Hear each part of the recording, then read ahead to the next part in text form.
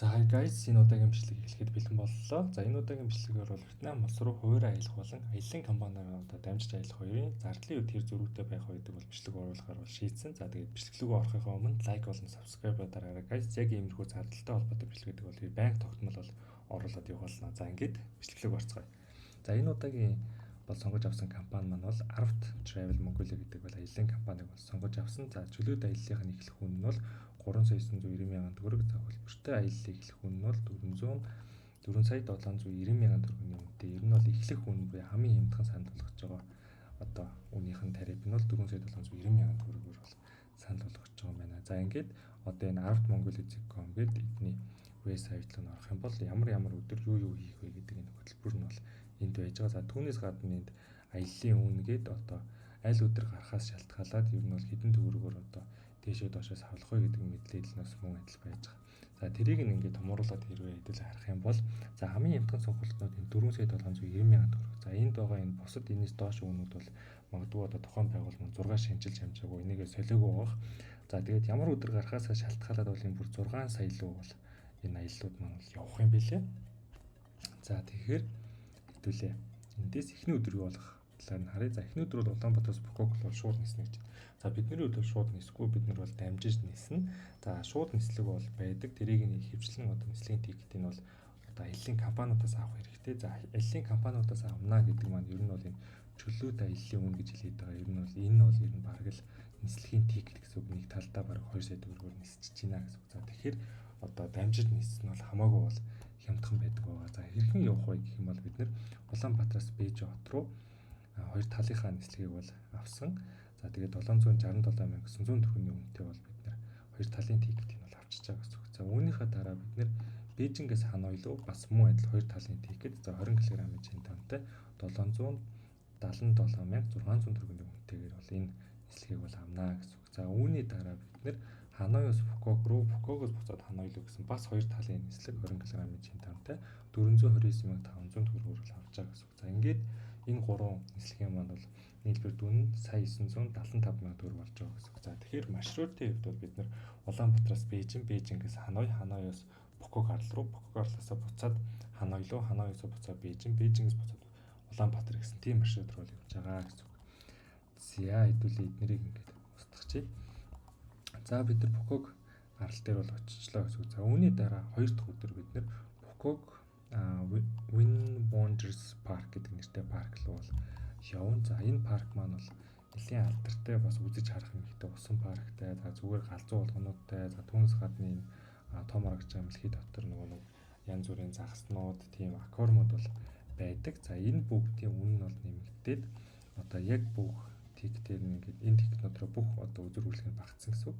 За тэгэх юм бол том хүний бол сая 121,563 төгрөг бол болох нэ. За ингээд энийг зардал руугаа нэмчихнэ гэсэн үг. За хоёр дахь өдөр бол ер нь бол өөр юм бол хийхгүй, яг энэ паркаараа бүтэн байгаад бол дуусах юм билээ. Тэгэхээр бид нэр хоёр дахь өдрийн байдлаар бол 2,96,563 төгрөгийг бол одоогоор бол хэрэгэлсэн байгаа гэсэн үг. За гурав дахь өдөр.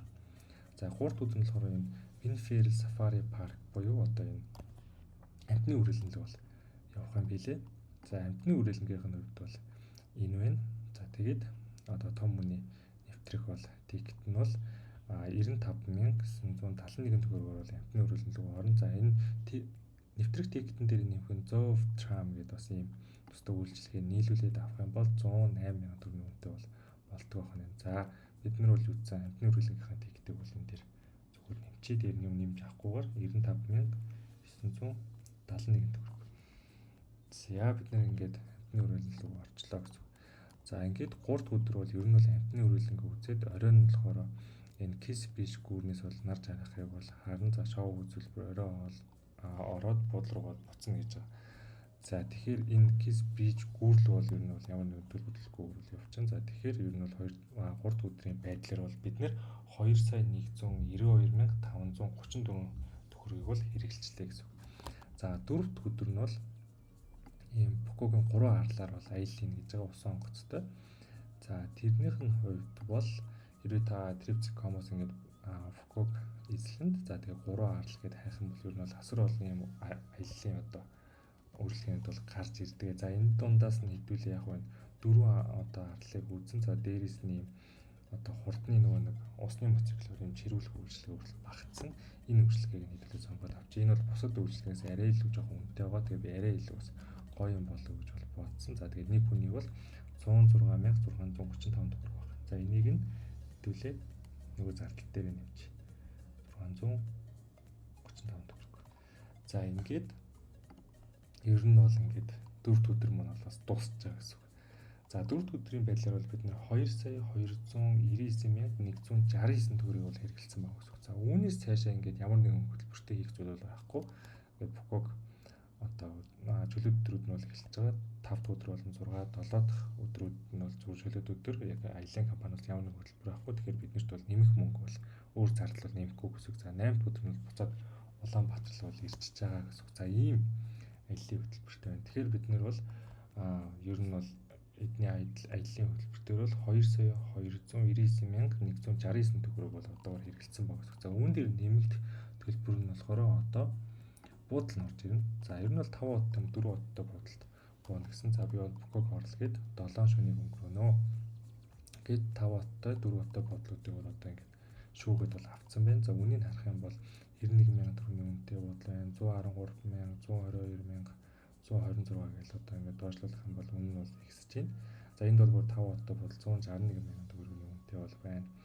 За гэх мэтчлэн байдлаар ингээд буудлууд нь бол 286,000 төгрөг, 150,000 төгрөг гэл бол явж байна. За эндээс хэдүүлээ нэг дундчлаад ер нь бол нэг 160,000 төгрөгөөр нэг өдрийг өнгөрөнө гэж бол бодож. За тэгэхээр 160,000 төгрөг үрчгэн 7 шөнөгийн өнгөрөнө гэд нийт зардал дээр нэмчих юм бол 3,419,169 төгрөгний бол зардлаар бол ер нь бол ингээд одоо энэ тухайн энэ аялын компани дээр байгаа ер нь бүх юмыг бол үзээд хийчнэ гэсэн үг. За тэгэхээр хамгийн хямдхантаа болохоор энэ аялал маань болохоор 4,790,000 төгрөг хүртэл гэсэн. За тэгэхээр хэдүүлээ зөрүүг нь бодоод үзэх юм бол 4,790,000 төгрөг. За зөрүү нь бол сая 370,831 төгрөг болж байгаа юм байна. За энэ бол хамгийн хямдхан нөгөө эхлэх үнээр нь бол болж байгаа гэсэн үг. За тухайн юу маань бол аялын компани бол гарах өдрөөсөө шалтгаалаад ингээд 5,990,000 төгрөг хүртэл бол бас ихсэжсэн. За тэр үнэлгээг нь бодох юм бол 2,570,831 төгрөгийн бол зөрүү бол гарах нэ. За тэгэхээр ер нь бол аль өдрөөр нь явж байгаас шалтгаалаад хуваараа явж байгаатай харьцуулах юм бол ер нь бол 1,370,000-аас 2,570,000 төгрөгийн хооронд зөрүү бол гарна гэсэн үг. За тэгэхээр энэ зөрүүгээр энэ зөрүү бол одоо хүн бүр дээр бол бодогдно гэсэн үг. За энгийн одоо гэр бүл 3 ам бүрэлдэхүүнтэй байлаа гэж бодоход л энэ маань бол 3 үржиг дээр явчихна гэсэн үг. За тухайн зардлаар та юу хийж болох байсан бэ гэх юм бол бид нар бол наашаа ирж явах нөгөө дамжиж нисэж ирснийг бол санаж байгаа. Бид нар Бээжингээр за тэгээ Ханой хотоор бол тамдсан. За тухайн хоёр хотыг бол хоёуланг нь бол ер нь 4 хоногт бол үзэх ер нь бол тийм зардал гэсэн үг. 4 хоногийн буудлын мөнгө, 4 хоногийн одоо зөрүү үйлчлэгээний мөнгө, дээр нь 4 хоногийн одоо хоолны мөнгө гэсэн үг. За тэгэхээр ер нь бол ийм их хэмжээний зөрүү бол гарч байна. За тэгэхээр ер нь бол өөрөө аялал төлөвлөж ер нь явна гэдэг бол яаж ч утсан хамаагүй хямдхан байдаг байх юм шүү guys. За ингээд энэ удаагийн имжлэг маань бол дуусч байна. Та бүхний хувьд бол дүнэлт хийсэн байх гэж найдаж байна. За ингээд дараагийн имжлэгээр уулзцгаая. Лайк болон subscribe дараарай guys. За бай.